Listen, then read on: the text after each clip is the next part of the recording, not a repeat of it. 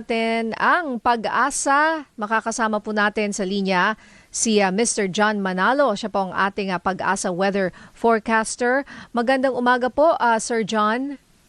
Magandang umaga din po, Ma'am Nina and Sir Migs. Oo, John, bigyan mo nga kami ng update. Nasaan na ba itong si Bagyong Uwan?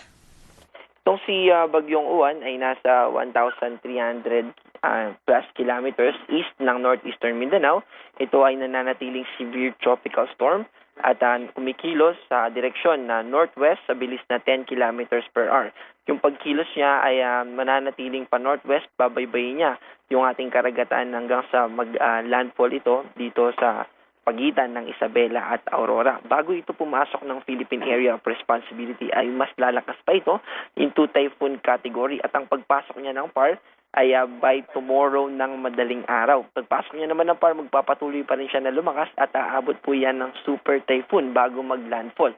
Pag landfall niya by Monday ng madaling araw, by the way, gusto po natin i-emphasize, Monday ng madaling araw yung landfall. Ibig sabihin, Sunday afternoon, Monday and Tuesday, yung araw na pinaka-makaka-apekto sa atin itong bagyong tatawagin natin na si Uwan. Also, as early as tonight, ay posible na magtataas na tayo agad ng Tropical Cyclone Bulletin. Nilalabas po natin yung bulletin kapag nasa loob na ng PAR. Pero kahit wala pa siya sa PAR, ay may posibilidad na maglabas na tayo dahil meron tayong 36 hours lead time at magtataas na rin tayo ng mga lugar na kung saan ay aabot ng signal number 1 yung ating itataas.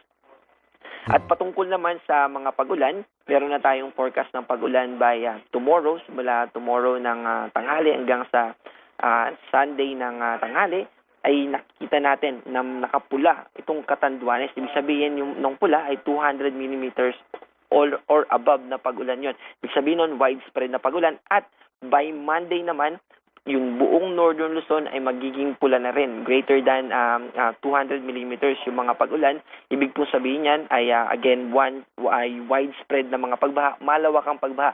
At ganun din naman ay posible yung mga landslide, lalo na sa mga kababayan natin na nakatira sa mga bulubunduking lugar. At as early as tomorrow, ay magtataas na rin tayo ng gale warning. Yung gale warning po, yan po yung babala sa mga kababayan natin, lalo na sa mga mangingisda na pumapalaot for several days.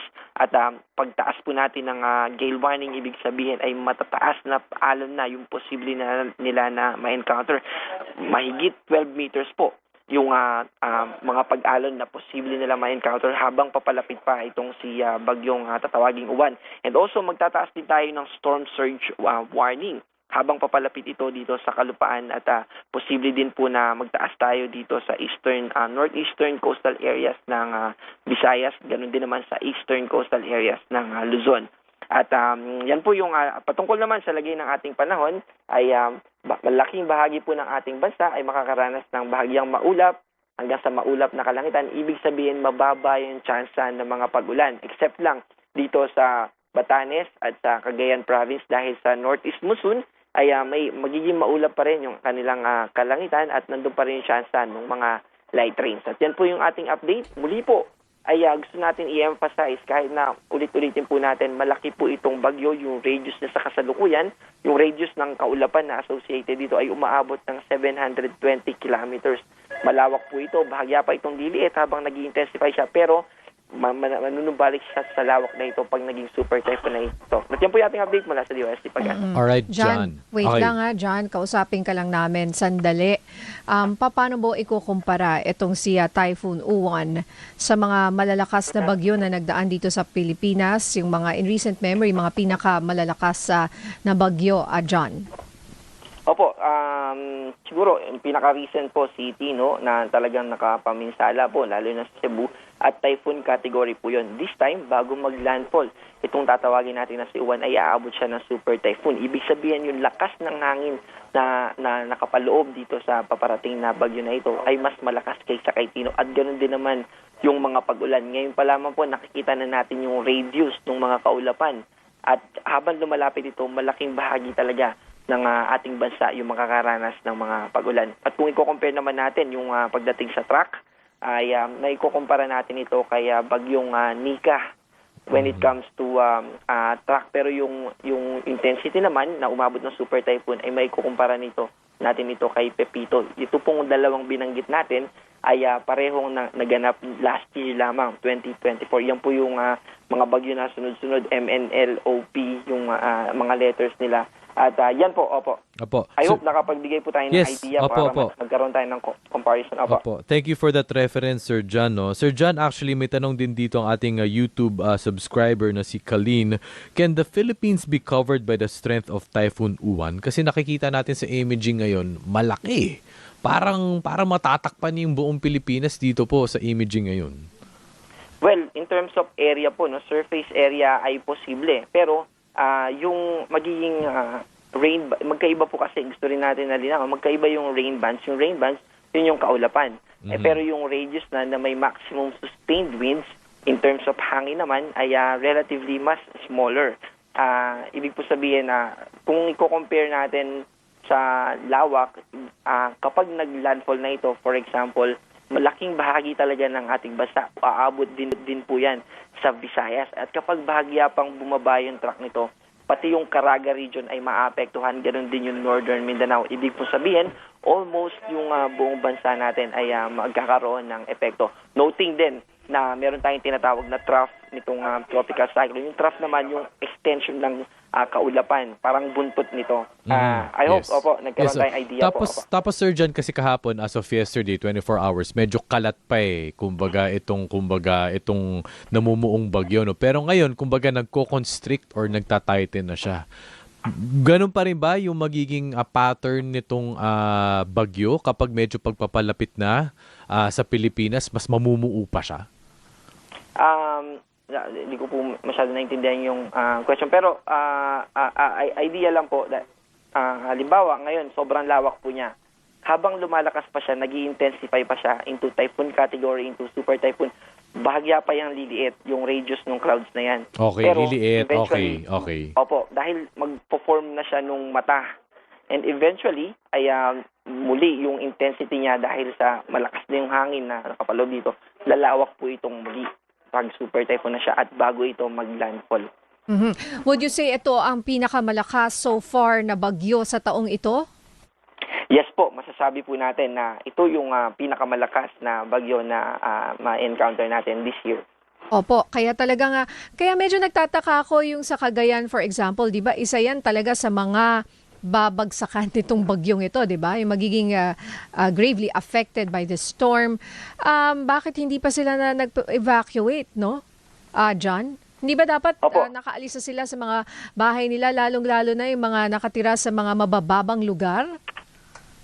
Opo, as early as today po, maganda po yung weather natin. Hanggang bukas ay okay pa din po, pero by Sunday mararanasan na, lalo na dito sa Bicol region, sa eastern part ng ating bansa, and then by Monday po yung landfall. So yung time na ito, yung best time po na makapag-prepare tayo, not necessarily na mag-evacuate, pero at least na-anticipate na saan mag-evacuate yung mga ganitong na population, yung mga kababayan natin. Yes po, may coordination din naman po tayo. Lagi po tayong merong PIDRA with the OCD. So yung PIDRA po ay pre-disaster risk assessment meetings natin. Kasama din yung DILG para mas mapaghandaan po natin. And then eventually, i-relay po yan sa mga LGUs and DRRM officers ng sa local government at sila po yung mismong mag-i-implement ng mga evacuations. Okay, and based on your monitoring, John, saan talaga tatama ang bagyong ito? Saan siya babagsak at saan siya mag-exit? Opo, sa kasalukuyan po, yung landfall na location niya ay nasa pagitan ng probinsya ng Isabela at Aurora. Posible pa po ito na bahagyang bumaba based sa ating analysis. Pero kung bibisitahin po natin yung website ng Pag-asa, meron po tayong tinatawag na cone of probability. Tinatawag din natin na cone of confidence. So hindi po, yung sa forecast track, yung binanggit ko po kanina, babaybayin niya yung mga probinsya na binanggit ko, kasama yung southern part ng Ilocos Region, Cagayan Valley, at ganoon din naman Cordillera Administrative Region. Pero dun sa track natin, that doesn't mean na yun na po yung eksaktong babaybayin ng bagyo. Posible pa po ito na bahagyang bumaba, at kapag bahagyang bumaba ito, mas malaking o mas maraming kababayan natin yung maaapektuhan. Dun sa track natin ngayon, parang for idea, posible na po na tumaas ng hanggang signal number 2 dito sa Metro Manila. At kapag bumaba pa lalo, ay posible na hanggang signal number 3 po dito sa Metro Manila. Kaya talagang dapat ay paghandaan po natin ito. Oo, eto nga, may mga comments nga po tayo. Sabi ni Marcy Malo, ang laki ni Uwan based on the napapanood nga po natin, pwede na niyang matakpan ang buong Pilipinas. Oo, at tapos ito si Dave Amalosa, ang tanong niya, tanong ko rin to, no, kasi syempre nandito tayo sa Metro Manila. John, ano po ang inaasahan sa Metro Manila ngayong weekend? At ano po ang signal number na pwede pong itaas? Narinig ko, sinabi mo nga, kakasabi mo lang, pwede siyang maging signal number 3 dito sa Metro Manila. Opo, worst case scenario po natin yun sa kasalukuyang track natin. 1 and 2 po talaga yung most probable sa kasalukuyan. Opo. Alright. Okay, and kailan mararamdaman ito sa Metro Manila?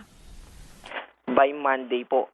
Monday ng madaling araw po yung paglandfall niya. So, Sunday pa lang ng gabi, unti-unti ay habang papalapit ito sa atin ay mararanasan na rin natin yung maulap na kalangitan at andun yun mataas na chance din ng mga pag-ulan. Alright. And hanggang anong araw to? Sabi mo, mga Tuesday ba? Mag-exit na siya? Tuesday po ay nandito na siya sa Katubigan, Tuesday ng umaga, pero yung labas niya ng Philippine Area of Responsibility ay madaling araw pa ng Wednesday. Alright, naku, maraming salamat sa iyong very thorough explanation, ha, John Manalo. Huwag kang magsasawa. Salamat sa iyong update. Yan po si John Manalo, ang ating Pag-asa weather forecaster. Thank you, John.